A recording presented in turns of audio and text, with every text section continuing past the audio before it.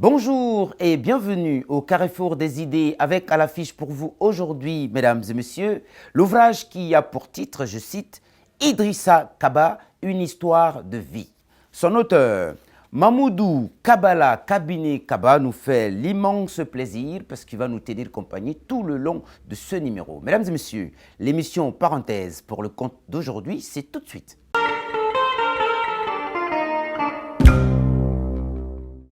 Idrissa Kaba, une histoire de vie. Mamoudou Kabala Kabiné Kaba souhaite ici qu'au profit de l'humanité tout entière, le lecteur et les esprits éclairés s'appésantissent sur le phénomène que représente ce grand homme. Natif de Cancan, Mamoudou Kabala Kabiné Kaba a assumé les fonctions de chef de l'unité épidémiologie de l'équipe nationale Anko-Serkos de la Guinée. Puis, successivement, a été chef des projets de Site Server International en Guinée et conseiller du directeur du cours du diplôme d'études spécialisées en ophtalmologie d'ESSO, poste qu'il a occupé jusqu'en février 2020.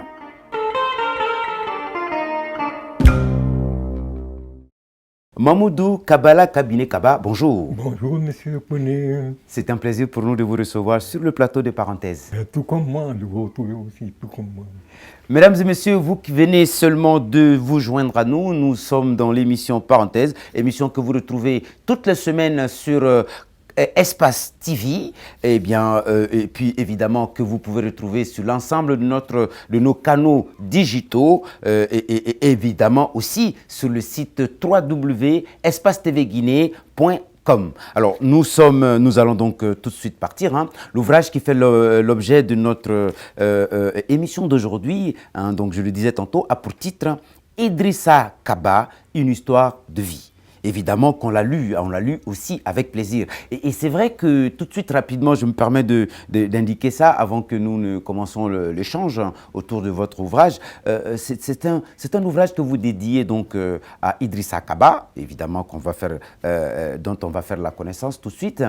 Mais tout de suite, ça c'est une remarque à chaud là, tout de suite, c'est que c'est une suite de fragments de récits, de fragments d'histoire que vous racontez. Mais chaque bout de récit que vous racontez, tous les bouts de récit mis les uns à la suite des autres, nous permet de donner une lecture de la vie de Idrissa Kaba. Alors tout de suite, on a envie de dire, expliquez-nous un tout petit peu le contexte de la rédaction de cet ouvrage. Cet ouvrage est une sollicitation, une demande de mon frère. Nous sommes très liés. Il me dit un jour, il dit non, la vie, elle est courte. Mais je suis certain d'une chose, quand moi je ne serai plus en vie, la seule personne capable de parler de moi, comme vous comprenez, dit cette fois. Ah, je dis, mais tu m'embarrasses, toi et moi. Devant Dieu, qui va quitter la terre pour ma première Dieu? Il a ri. Voilà comment commencer la chose. Et alors, donc, et ça d'ailleurs vous le dites dans un passage, et c'est très frappant, vous évoquez comme ça que de vous, parlant justement de Idrissa Kaba, vous dites, mais entre vous et moi, qui d'entre nous deux va, comme vous l'aimez bien le dire, ça c'est votre expression, on la retrouve dans l'ouvrage, qui d'entre nous va tourner le dos à la terre ferme? Qui d'entre nous deux va mourir en premier. Mais c'est quand même un personnage, on va dire, un tout petit peu atypique que vous décrivez quand même dans votre ouvrage, parce que effectivement, on suit, comme je disais, ces fragments de récits que vous racontez, chacun comme un chapitre de sa vie, sur un aspect particulier de sa vie. Et vous commencez ça par son enfance. Donc, effectivement, d'abord, avant même son enfance, vous parlez de sa grande famille. Ensuite, vous parlez de sa famille intrinsèque. Et puis, ensuite, vous parlez de son enfance, mais par le biais, justement, de la vie dans son cancan natal, dans son abaya. Et même, au-delà, on peut dire, dans sa famille, dans la cellule familiale. Une famille, d'ailleurs, que votre récit nous fait découvrir, justement, dans son attachement, bien entendu, à la foi religieuse, à la pratique de la foi religieuse. D'ailleurs, élément qui va rester sur tout le long du livre, donc tout le long de son histoire, mais aussi, bien sûr, qui se matérialise aussi dans le cocon familial par le bolon, hein, l'apprentissage de l'école coranique. Hein. Vous en parlez dans l'ouvrage. On va avoir l'occasion de vous entendre là-dessus. Alors, tout de suite, je voudrais vous donner donc la parole pour nous parler de cette grande famille d'Idrissa Kaba, puisque c'est comme ça que vous avez commencé dans l'ouvrage. La grande famille d'Idrissa Kaba. Dites-nous-en quelques mots. Idrissa Kaba appartient à une famille qui a toujours recelé des valeurs morales et intellectuelles. Ça n'a pas commencé que par lui. Il a des grands frères qui ont émerveillé Cancan. Il a des grands frères qui ont su se mettre à l'écoute de la population. Et Idrissa n'a pas désobéi à cette règle. Il a emmanché, il a continué, et je vous dis, Idrissa vit. Il est vivant. Il est vivant dans l'honneur, tout l'honneur que sa vision du monde lui a créé. Il a rencontré un homme, dans son âme, le président Sékou Touré, qu'il a aimé, qu'il a approché, qu'il écoutait. Voilà comment Idrissa. Alors, c'est vrai quand même que, oui, alors, moi je suis rentré dans un tout petit peu, on va dire comme ça, dans le secret de la vie d'Idrissa Kaba, puisque j'ai lu l'ouvrage, hein, on invite les téléspectateurs à le découvrir aussi. Mais je veux dire, c'est quand même, je le disais tantôt, c'est un personnage assez atypique. Hein. Là, on va découvrir au fil des pages qu'il n'a pas forcément fait des études, mais qu'on va aussi découvrir que c'est un génie. C'est un créateur dans le sens inventif du mot. Bien entendu, on aura l'occasion d'en parler parce que justement, il a inventé un objet à partir de quelque chose que vous allez nous en parler. On aimerait bien entendre ça auprès de vous. Et puis, effectivement, mais c'est surtout aussi sa rencontre avec le RSR, hein, comme vous le dites dans l'ouvrage, RSR pour responsable suprême de la révolution, autour de cette invention, une première invention, et puis il va être question aussi d'une deuxième invention, donc Idrissa Kaba a eu à faire, mais je survole ça comme ça rapidement avant qu'on vous donne la parole à nouveau, mais c'est vrai aussi qu'il y a l'épisode de sa réintégration, enfin de son intégration plutôt, de son intégration à la fonction publique, en reconnaissance des efforts donc justement qu'il a fournis, hein, donc il va même avoir droit à des honneurs de la part du RSR, hein, le responsable suprême de la Révolution, mais aussi, bien entendu, il y a cette histoire de rêve. On a presque tout évoqué en vitesse, et à présent, j'ai envie de vous dire, on va vous demander sur un passage qui est tout aussi intéressant, c'est Idrissa et son maître coranique. Il s'est passé quelque chose. Oui. Et ce que je n'ai peut-être pas dit, c'est aussi un ouvrage qui, je dis comme ça, qui nous révèle beaucoup d'anecdotes. Et là, c'en est une, donc le passage de Idrissa, sur Idrissa et son maître coranique. Qu'est-ce qui s'est passé? Idrissa a été inscrit ou a été reçu dans cette école coranique qui est une partie de sa famille. Nous sommes liés, très liés. Idrissa, il n'évoluait pas. Il était tout le temps en train de réciter le même sourate. Mais on dit à l'école, réciter à voix haute. Et chacun récite à voix haute. Mais dans ce boulot-là, le maître d'école.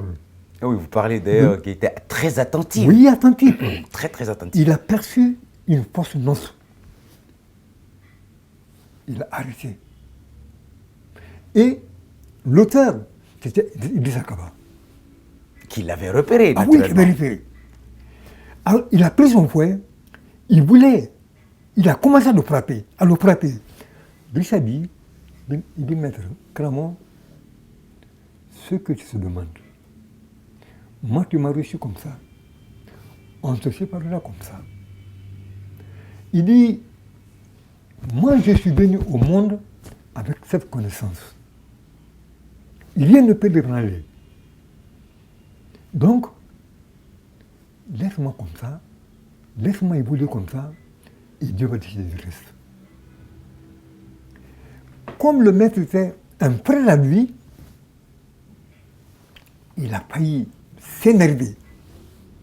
Mais le maître d'école coranique, c'était El Hadj Bungala Kaba et son frère Kaba Laye, Fodi Kaba Laye. Ils ont suivi la séquence. Ils sont venus. Ils ont dit à Senkoum, cet enfant, il ne faut pas le frapper. Comme il a dit, l'enfant a dit, nous sommes venus au monde avec la somme de nos connaissances. Idrissa avait dit ça. Alors le Kramo Senkoum était déjà le maître, il était à côté, complètement effacé. Les deux papas ont dit que même dans un parc à bétail, la chose s'observe. Il y a des animaux qui obéissent au fouet, au bâton. Il y en a qui, dès qu'ils voient, savent ce que vous voulez et s'exécutent. Idrissa ce genre, laissez-le évoluer suivant son rythme. Aidons-le, au moins, à retenir les soins de la prière. Voilà. Idrissa Kaba, une histoire de vie, mesdames et messieurs. Mamoudou Kabala Kabiné Kaba, l'auteur avec nous sur le plateau pour en parler. Il a consacré cet ouvrage-là à Idrissa Kaba, un personnage qui nous fait découvrir, dont il parle avec beaucoup d'affection, beaucoup de respect, en évoquant au travers de ce récit qui est consacré à Idrissa Kaba, les valeurs de l'homme, ses convictions, sa vision, ses compétences, sa créativité, son génie. Et puis aussi comment progressivement ce personnage a pu retenir l'attention d'abord de sa famille, parce qu'après cet épisode que vous avez tout de suite évoqué, la famille a commencé à faire attention à ce qu'il dit. Et comme j'ai dit, il y a beaucoup d'anecdotes. J'en indique une anecdote. Il y en a une autre anecdote où Idrissa Kaba, bien entendu, se rendait, je crois, dans sa famille ou au Bolon, et donc il va rencontrer une bonne dame. Il a compris que cette bonne dame, à côté de ce mangué-là, avait un grand besoin. Elle était un peu pressée, elle était pressée par un besoin, entre guillemets, disons-le comme ça, et vous l'avez dit respectueusement comme cela dans l'ouvrage. Ayant constaté ça, le jeune garçon a rebroussé chemin, par respect pour cette bonne dame. Il a rebroussé chemin, préféré passer sous le soleil, parcourir un long chemin pour faire un grand détour et se rendre à la maison. Et cette bonne dame ayant compris que ce garçon a rebroussé chemin à cause d'elle, par respect pour elle, et donc a tenu une fois à venir dans sa famille et lui a, transmis toute sa reconnaissance et a prodigué, a béni le jeune Idrissa Kaba, dans des termes que vous dites très bien dans l'ouvrage. Donc ça, c'est quelque chose quand même qui est très important. Et ces bénédictions-là, justement, étaient empreintes de profondeur. Ça, on le sent dans le livre, en tout cas des mots et les phrases que vous utilisez pour décrire cette situation. Et donc, effectivement, il va être poursuivi comme ça, et il va être suivi comme ça. Cela m'amène tout de suite à évoquer un autre pan, qui est aussi un autre fragment de sa vie. C'est la question de, le sens de la famille. la question, comment Idrissa Kaba perçoit la famille et dans le sens de l'entente, dans le sens de la solidarité familiale. Hein, et c'est logiquement une excellente chose, une excellente démarche. Sauf que Idrissa Kaba n'y voyait pas. Dites-nous, pourquoi? D'abord, la femme qu'il a pensé être dans le besoin d'Irène de Manguier, il s'est retourné. Il a changé complètement de trajectoire. Il rentrait chez lui, il entend une voix qui dit « Mpa, mpa, mpa », c'est mon père, monsieur. Il se tourne, il voit la femme. La femme dit que moi, tu ne me reconnais pas. Mais c'est moi que tu as protégé. À cause de moi, tu as fait de grands détours là. Tu ne voulais pas me voir dans ma situation là. Et que Dieu te protège. Et qu'il fasse que partout où tu passeras, on te retienne, on t'entende, on te respecte. La constitution, la famille s'est retrouvée pour construire une maison où chacun aurait eu sa case. Il n'a pas adhéré. Je n'ai pas posé la question.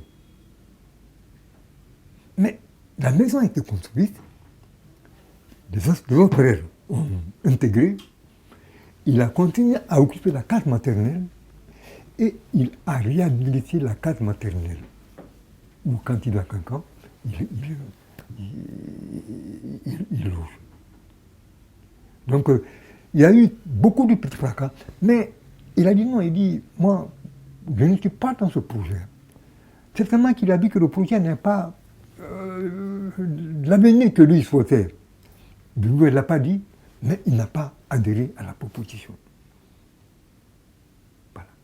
Et vous ne souhaitez pas inventer, parce que d'ailleurs dans l'ouvrage vous le dites, je ne suis pas là pour juger, je veux juste transmettre ce qui m'a été donné de voir et de comprendre. Alors à présent j'ai envie, donc Mamoudou Kabala Kabinet Kaba, j'ai envie d'évoquer avec vous, puisque on a vu aussi, on a lu ce passage avec beaucoup d'intérêt, c'est la jeunesse de Idrissa Kaba. Ouais. Ah, ça, un pan intéressant.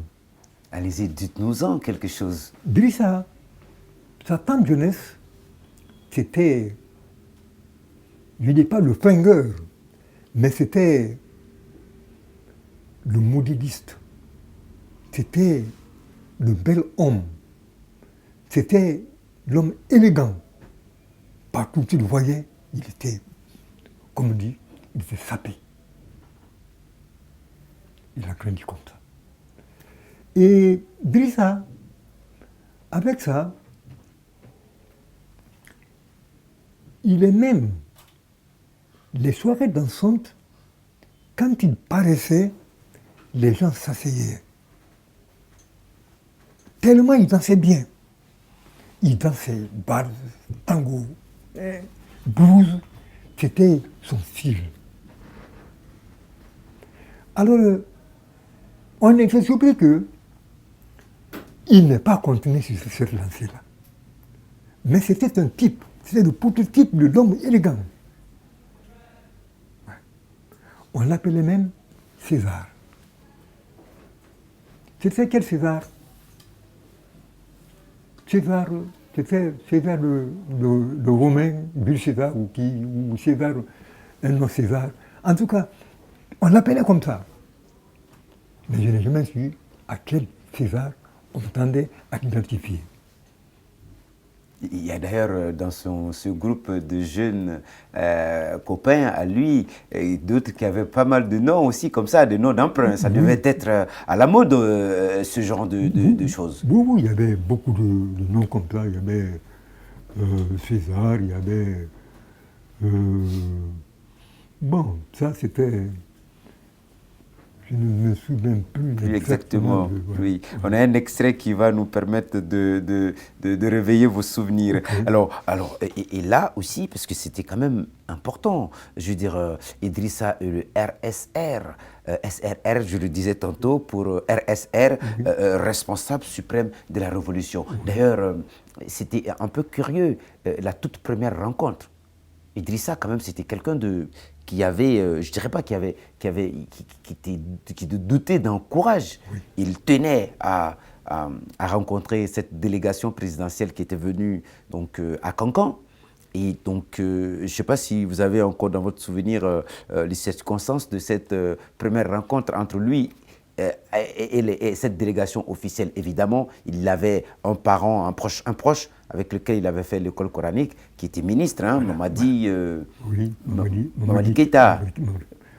Moussa Diakité. Ouais, pardon, Moussa Diakité, qui était dans la délégation, donc il est passé par cette personne pour pouvoir avoir accès aux officiels. Oui. Et quand il a commencé à créer, on l'a pris pour un fou. Donc on se mettait de lui. C'est vrai, à la maison, ça veut dire qu'il était tout le temps dans des choses qui n'intéressaient personne. Alors, une fois, il avait en main quelque chose qu'il voulait partager avec le président.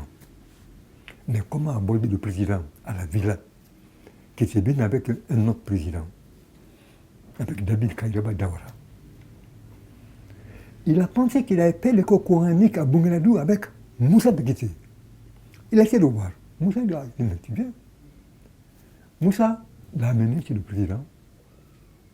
Le président a vu la chose, il a regardé. Ah, il s'est dit, président, il dit, ce que vous avez amené là, c'est dangereux. Il dit, c'est mon émotion. Mais ça peut être une bombe. Vous ne me connaissez pas. C'est une bombe. On voudrait priver l'humanité, on a privé l'humanité de votre sagacité, de votre sagesse. Le président dit, c'est quoi? Il dit, c'est un téléphone. Avec une calebasse. Non, dans une noix de coco. Oui, pardon, une noix de coco. Dans une noix de coco. Pardon, il a une noix de installé coco. le téléphone dans une noix de coco. Le président dit, mais c'est vrai, il dit oui. Il a donné au président un numéro téléphonique. Le numéro de celui dans la famille qui n'a jamais eu confiance en lui, mais qui s'est toujours moqué de lui. Oui. Le président, il branche, parce qu'il avait la technique des Allemands, il branche, il comprend le numéro. Le monsieur dit, allô, allô. Il dit, parle vite-moi, je suis pressé. Il dit, c'est le camarade Sékou Touré. L'homme dit, mais ça c'est lui ça. Il m'en veut à mort. Comment peut-il mettre mon nom dans le groupe de Sékou Touré? Il a joué le téléphone. Donc, c'est ainsi que, d'invention, d'imagination à imagination, il a pu se créer une voix dans le grand monde. Alors, mais il est toujours dans cette même lancée, effectivement. Idrissa Kaba, vous le dites dans l'ouvrage, il a fait cadeau Non, le téléphone, il n'a pas fait cadeau. C'est le président gambien qui a demandé à ceux qu'on lui demande ce téléphone-là. Ah, mais ce Touré dit non, il dit ça, c'est au-dessus de toi et de moi. Ça, c'est pour le peuple de Guinée. On va le mettre dans le musée, les gens verront ça, le Idrissa Kaba, de son passage. Alors, donc Idrissa Kaba, donc c'est le personnage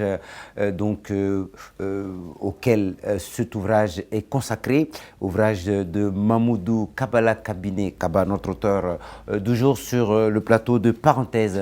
Donc on fait la causette autour de cet ouvrage. Idrissa Kaba, une histoire de vie. Si vous venez de nous rejoindre, l'émission d'aujourd'hui est consacrée pour vous à Idrissa Kaba, une histoire de vie. C'est le titre donc de l'ouvrage que M. Mamoudou Kabala Kabiné Kaba donc est venu nous présenter sur le plateau de Parenthèse. Émission donc que vous pouvez retrouver bien entendu sur l'ensemble de nos réseaux digitaux et puis évidemment sur le site de la télévision www.espacetvguinée.com. Alors, on va poursuivre donc notre échange toujours autour de Idrissa Kaba. Vous nous apprenez aussi qu'il n'est pas mort et qu'il est vivant. On en profite pour lui faire un joli coucou à lui et à toute sa famille, donc à nous, tous nos téléspectateurs de Kankanabaya, mais au-delà de tous les mandingues en Guinée, en Côte d'Ivoire, au Mali et partout, et l'ensemble de nos téléspectateurs à travers l'Afrique et dans le monde. Alors, Idrissa Kaba, une histoire de vie. On poursuit donc cet échange avec vous. Et encore une fois, c'est un grand plaisir pour nous de vous avoir pour en parler. Alors, il y a justement, on a parlé de l'invention par Idrissa Kaba de ce téléphone installé dans une noix de coco. Mais c'est curieux chez lui. Vous imaginez, c'était quelqu'un quand même qui n'a pas fait d'école. Mais au-delà, même l'école coranique, comme tous les enfants de la famille, de la localité, de la région, sont obligés de faire, c'est un rituel, un passage obligé. Même cette école coranique-là, il avait, lui, du mal à réciter les sourates. On a parlé l'épisode du maître coranique. Quelqu'un qui même avait des difficultés à l'école coranique, qui en plus n'a pas fait d'école, comme on le dirait à Cancan, l'école bas, qui n'a pas fait la grande école, puisse inventer, créer. Comment vous expliquez ça? Même si on sait, effectivement, on ne l'a pas dit, mais dans l'ouvrage, il est indiqué, même si on sait qu'il était très attaché au poste de télécommunication, il y travaillait d'ailleurs, enfin, il apprenait là. Idrissa même, il l'a expliqué quelque part. Quand, à l'école coranique, il a zisaillé avec un verset et qu'on a voulu le frapper, il a dit, devant son père, Bougnala et Kabalaï, il dit, nous sommes venus au monde avec la somme de connaissances dont nous avons besoin. Nous sommes venus au monde avec ça. On n'attend de personne. Donc, laisse-moi suivre ma voie. Et il n'a jamais conçu quelque chose sans l'appui, sans un croquis, un schéma. Jamais. En plus. Jamais. Il vit, si vous allez chez lui, vous serez émerveillé. Il est au bloc des professeurs. Bien, donc un scientifique en tout cas peu commun, donc un peu particulier, et il est d'ailleurs, parlons de cette particularité, on avait voulu vous poser cette petite question, vous qui avez été si proche de lui, vous qui avez en plus pris, on va dire, la lourde responsabilité d'écrire un ouvrage qui lui est consacré. On voudrait vous poser donc la question de savoir, que direz-vous de cet homme? Quelle est la particularité, d'après vous, de Idrissa Kaba? Idrissa Kaba, il sait écouter, il sait regarder, il sait observer. Il n'a jamais rien dit qu'il ne comprenne pas sans s'intéresser. Il peut prendre, il peut regarder, il peut emmener à la maison, il peut l'étudier. C'est-à-dire qu'il est resté attaché à tout son environnement. Tout. Donc, c'est là où il a pu lui-même se hisser à cette valeur que nous retenons de lui. Comment est-il arrivé? On sait qu'il a rencontré le RSR, donc le responsable suprême de la Révolution, à Cancan. Après cet épisode, il est venu à Conakry. Il a rencontré le président de la République, finalement, le guide suprême de la Révolution, devrais-je plutôt dire. Comment est-il arrivé à Conakry? Comment ça s'est passé? Et quand il a mis au point son téléphone dans une noix de coco, le président Sékou Touré l'a rapproché de l'université. Il l'a amené à Conakry. Il l'a apporté de l'université. Il accordait tout ce dont il avait besoin pour vivre. Manger tout. Il était comme un professeur. Et à l'époque, il y avait dans le système quelqu'un qui aimait aussi se développer. C'était le ministre Mamadi Keïta.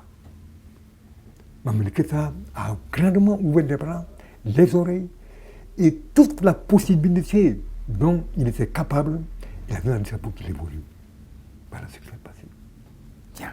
Alors, on va peut-être à présent essayer aussi de parler de son intégration à la fonction publique qui a été perçue par Idrissa Kaba et les siens comme un événement important, qui a même, oui, comme un événement important. Dites-nous-en un mot là-dessus, puisque, voilà, comment ça s'est fait qu'il ait été intégré à la fonction publique. Oui, Idrissa, on a remarqué ça parce que à un moment donné, il n'était plus dans le besoin. Donc, quelqu'un, quelque part, avait supporté ce à quoi il pouvait aspirer. Et on lui a donné un logement. Il n'a pas été à l'école. Il est au bloc de professeur. La famille s'est dit, celui qui a fait ça, le président Sékou Touré, il est à remercier. Et la famille, même pas la famille seulement, quelqu'un a envoyé une mission pour manifester notre reconnaissance à l'égard du président pour ce qu'il a fait pour dire ça. Et pour le président, quand même, ce qu'il avait fait avait un tout autre sens, d'après la lecture que vous nous donnez à découvrir. C'est-à-dire que pour lui, c'était quelqu'un qui exprimait la fierté du monde noir. Hein. C'est même au-delà de la Guinée, du monde noir. Oui. Et que de ce fait-là, il fallait créer les conditions pour que cette personne-là, ce personnage puisse davantage continuer à inventer, à créer. D'ailleurs, on aura l'occasion d'en parler, de cette marmite, la mise en point par lui de la marmite à cuisson automatique. Et donc, mais avant d'arriver là, peut-être, j'ai envie de dire, Idrissa Kaba donc était un scientifique. Non. Scientifique, il est scientifique. C'est-à-dire que les sciences ne s'entraînent pas seulement à l'école. Oui. Les sciences, c'est une prédisposition qui peut être naturelle. Il avait cette prédisposition naturelle. En lui se développaient les sciences. Il était lui-même science. Idrissa est science. Il n'a jamais rien dit, même en blaguant. Il dit à ses camarades, quand vous blaguez, ne dites jamais des choses que vous pouvez regretter. Maîtrisez-vous, même dans votre causerie, avec les enfants. Dites exactement ce que vous pensez. Dites exactement ce que vous croyez être la vérité. Peut-être que vous irez sort, on vous corrigera. Mais on saura qu'il y avait au départ ce système du donner et du recevoir. Même quand on fait des blagues, il faut dire des choses auxquelles on croit. Aujourd'hui, vous êtes la personne la mieux indiquée pour nous dire un tout petit peu, d'après vous, Idrissa Kaba, c'est quoi sa place, ou quelle a été sa place, on va dire, en Guinée? Idrissa, il y a des bons gens en dehors du gouvernement, de tout cycle officiel, qui l'ont approché. Celui qui l'a envoyé à la Mecque n'est pas du gouvernement. Et à la maison, je connais des jeunes gens qui sont dans vos cadres aujourd'hui, ils l'ont toujours abordé et toujours entouré. Quand je dis entouré, changer avec lui. Il n'y a pas une question de la vie que vous ne pouvez pas discuter avec Idrissa Kaba. Si vous venez, préparez-vous. Hein. Si vous pensez avoir affaire à un analphabète, vous vous trompez. Vous serez surpris par sa logique.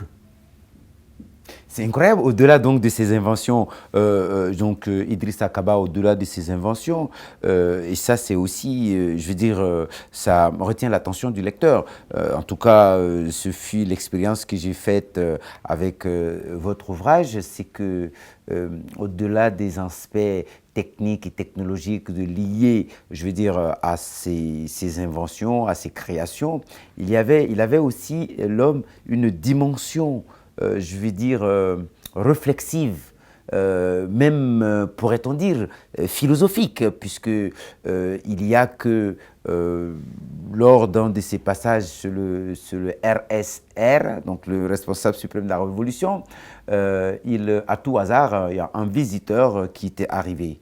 Donc ce monsieur habillé, comme vous le décrivez, comme quelqu'un d'important, en tout cas qui n'est pas dans le besoin. Et cette personne était venue voir le président de la République pour lui raconter le rêve qu'il venait de faire. Et donc le président, le responsable de la Révolution, pour mettre à l'aise ce visiteur-là, visiblement qui était préoccupé, eh bien, a indiqué que ce dernier pouvait se confier, hein, faisant allusion justement à la présence d'Idrissa Kaba. Oui. Le visiteur raconte donc son rêve, oui. Pour faire très court. Oui. Alors, on vous laisse nous expliquer ce rêve et l'intervention surtout de Idrissa. Le visiteur, il dit, président, j'ai rêvé de vous. Mais la manière dont vous avez vu, c'est effrayant. J'ai eu peur. Ce jour-là, vous étiez habillé en haillons, chemise déchirée. Vous avez sur le dos un bagage qui semblait pesant. Vous suivez. Et les gens vous suivaient. On vous lapidait. Moi-même, j'ai eu peur. J'ai pleuré. Le rêve s'est arrêté là. Il s'est même réveillé, le rêveur, avec la sueur, tellement qu'il avait eu peur. Oui. Le président n'a pas placé un mot. Lui s'est dit, ah, il dit, est-ce que pour un seul instant, le président a déposé le fardeau qu'il avait sur le dos? Ce bagage encombrant, il dit non, il n'a pas, il ne s'est pas dépeint une seule fois. Il dit, président, c'est terminé. Vous mourrez au pouvoir. Hein. Rien ne vous empêchera de tenir le peuple là jusqu'à votre dernier souffle. Mais si, par malheur, pour tant soit peu de temps, vous avez déposé ce bagage à la terre, c'est fini pour vous. Il dit, restez tranquille. Et voilà, il est mort avec le là. Et il était toujours donc au pouvoir. Mais ça veut dire aussi donc qu'au-delà de savoir technique, hein, dont il fait preuve au travers de ses inventions, il avait aussi un savoir, je ne dirais pas occulte, mais il savait lire aussi les rêves. Oui. Idrissa est un homme complet. Je vous assure. Hein. Vous ne surprendrez par rien. Quel que soit le problème, il va vous parler, vous serez émerveillé. Donc il plaisait aux gens d'aller causer avec lui. Je vous dis, il a un fils qui porte le nom de Tin, un Vietnamien. Parce qu'à Cancan, là où il causait, il y avait un médecin coopérant vietnamien qui venait, qui l'a écouté, qu'il a aimé, qu'il a approché, qui a fait de lui un ami. Sa femme s'est accouchée. Dans l'intervalle là, son enfant s'appelle Tin, Kaba Tin. Tin n'a rien de magnifique. Donc c'est dit qu'il était un homme complet. Mesdames et messieurs, Idrissa Kaba, une histoire de vie, on va dire l'étonnante, la surprenante, mais aussi et surtout la fascinante histoire d'Idrissa Kaba. C'est dans cet ouvrage que vient de publier aux éditions Les Impliqués, donc en Guinée, sont que la maison d'édition Les Impliqués, par Mamoudou Kabala Cabinet Kaba.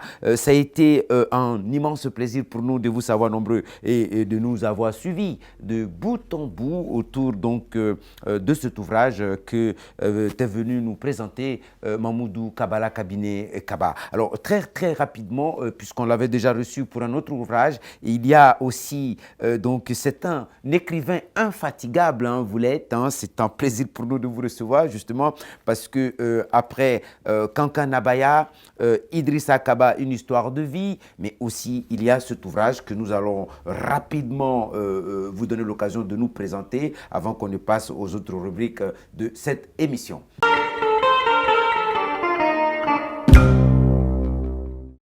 Voilà, cet ouvrage aussi, Les Affres de Nakadia, c'est donc aussi un roman que vous avez écrit et qui est également préfacé par El Hadj Lansana Condé, donc on va dire ce critique littéraire bien entendu avec sa plume faite de finesse. Et alors, Les Affres de Nakadia, rapidement, dites-nous cet autre ouvrage qui est un roman bien entendu, de quoi s'agit-il? Les Affres de Nakadia, c'est l'histoire d'une femme dans une grande famille, un grand ménage qui n'a pas eu d'enfant. Qui n'a pas eu d'enfant. Voilà. Et comment elle maintenant a traversé et sa vie et la vie du foyer. Sans enfant. Dans une famille, on va dire, mandingue. Une famille mandingue, polygame. Oui, polygame. Polygame, oui. Oui.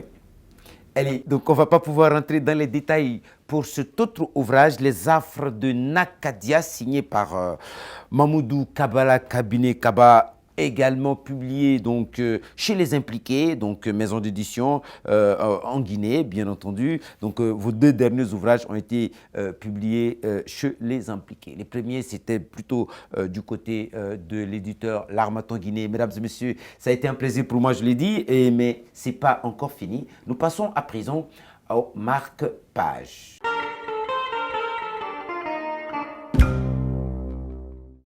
Marque-page, page 55.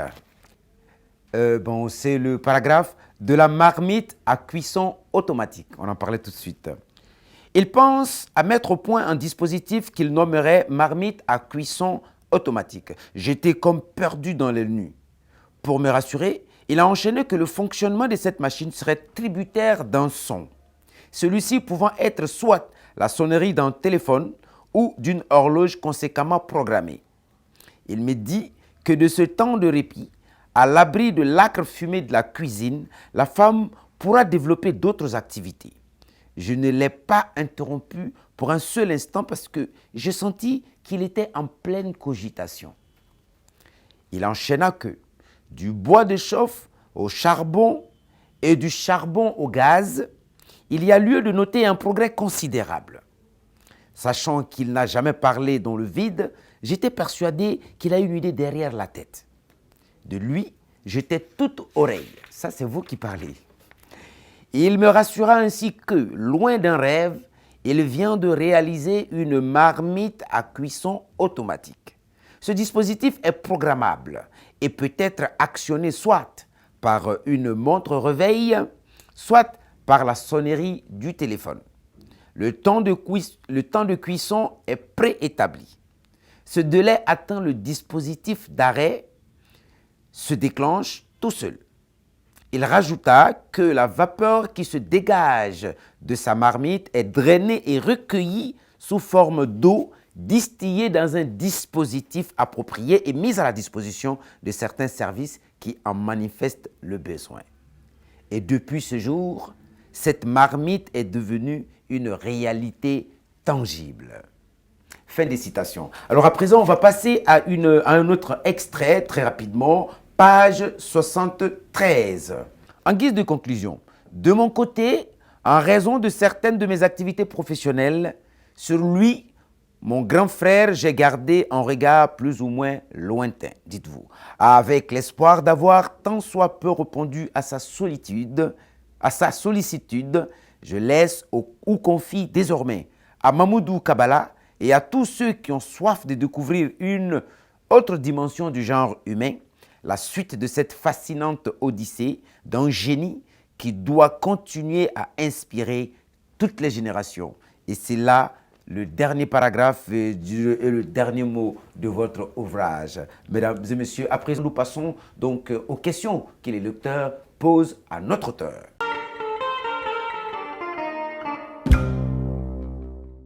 Bonjour docteur. Bonjour. Dites-nous en quelques mots, quel sens donnez-vous à cet ouvrage sur la vie de Idrissa Kaba? Je voudrais dire que la science ne s'acquiert pas seulement à l'école. Que la science, c'est l'observation, c'est la vie même de l'homme. Idrissa ne sait même pas très bien écrire son nom. Mais il sait ouvrir son esprit aux choses de la vie, à son environnement, à ce monde que nous vivons.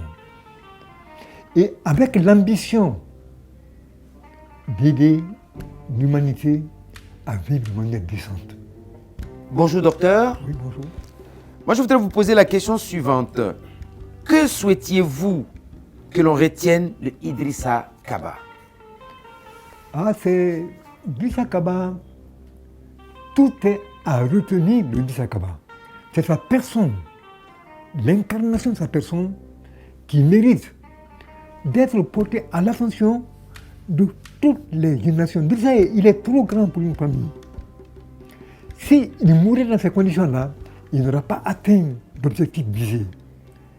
L'objectif visé, c'est de se comparer à lui et de laisser à la génération, à la postérité, ce qu'il faut, ce qui se doit, ce qui est bon.